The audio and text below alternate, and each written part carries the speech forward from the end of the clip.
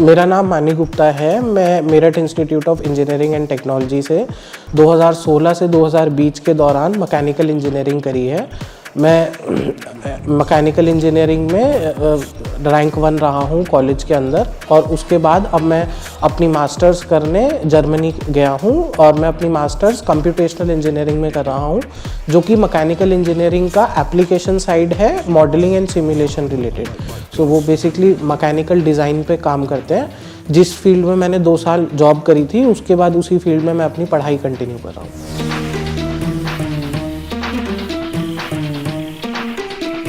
जैसे कि आज के सेशन में भी बात हुई थी, तो जो सबसे पहले बच्चों को फोकस करना चाहिए वो अपने स्किल्स के ऊपर फोकस करना चाहिए।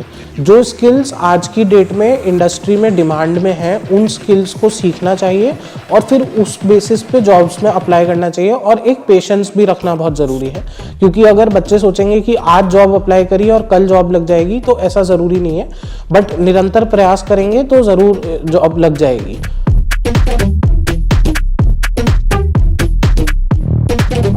जो जर्मनी की एजुकेशन है, उनका पैटर्न एप्लीकेशन बेस्ड ज़्यादा है, यानी कि वो किस तरह से उस चीज़ को रोज़मर्रा इंडस्ट्री में यूज़ कर सकते हैं, उनका फोकस उस चीज़ पे है। रादर जो इंडियन एजुकेशन सिस्टम है, उसमें फोकस थ्योरेटिकल ज़्यादा है। तो दोनों के ही अपने अपने एडवांटेज हैं। अगर कोई रिसर्च की साइड देखता है तो it is a very good option to pursue studies from India, because we are very good conceptually and theoretically. But if you want to imply things in industry, so it is better to go abroad and study, because वहाँ पे practical implications पे ज़्यादा focus किया जाता है। इसीलिए आप देखेंगे जो जर्मन यूनिवर्सिटीज़ या ऑल ओवर अब्रॉड जितनी भी यूनिवर्सिटीज़ हैं, तो सब में जितने भी बड़े बड़े रिसर्चर्स हैं या जो रिसर्च प्रोजेक्ट्स चल रहे हैं, तो ज़्यादातर जो उनका ग्रुप है वो इंडियन ग्रुप परफॉर्म कर रहा है। मतलब हर ग्रुप में एक दो इंडियन स्टूडेंट्स या फिर इंडियन प्रोफेसर्स हैं, because India is focusing like has a high focus on theory rather than the implication और द प्रैक्टिकल साइड।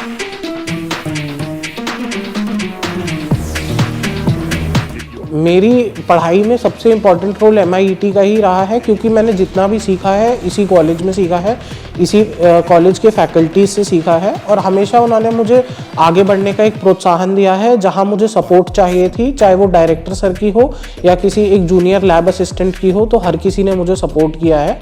और मतलब हर स्टूडेंट का मैं मानता हूँ, जो भी एक सक्सेस का पैमाना है वो बेसिक उसके ग्रेजुएशन के कॉलेज से ही स्टार्ट होता है। तो MIET has played a very important role wheresoever I have reached।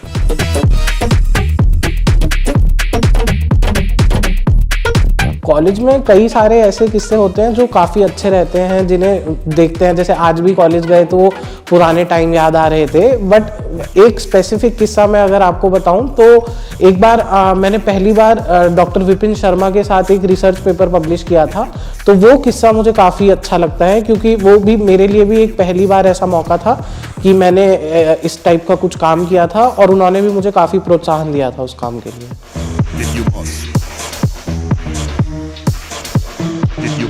तो आपका काफ़ी अच्छा सवाल है। अगर हम देखें जो कंप्यूटर साइंस या IT कोई भी ऐसी ब्रांच है, तो ये ब्रांचेस का खुद का कोई भी अस्तित्व नहीं है कायदे में। ये हर जगह इम्प्लाई हो रही हैं। इसका मतलब है कि जो मैकेनिकल का सेक्टर था, उसमें भी कंप्यूटर साइंस ऐड हुई है, तब जाके मैकेनिकल हैज़ इम्प्रूव्ड। बट अगर मैकेनिकल नहीं है, सिविल नहीं है, इलेक्ट्रॉनिक्स नहीं है, सिर्फ कंप्यूटर साइंस है, तो आप उसे यूज़ कहाँ पे करेंगे?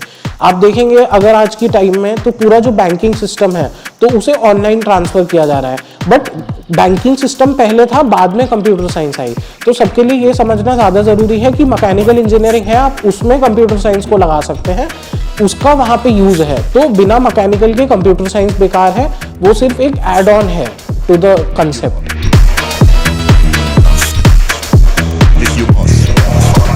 मेरा मैसेज जो जूनियर्स के लिए है, वो सबसे इम्पॉर्टेंट ये है कि set up a goal and start working towards that goal.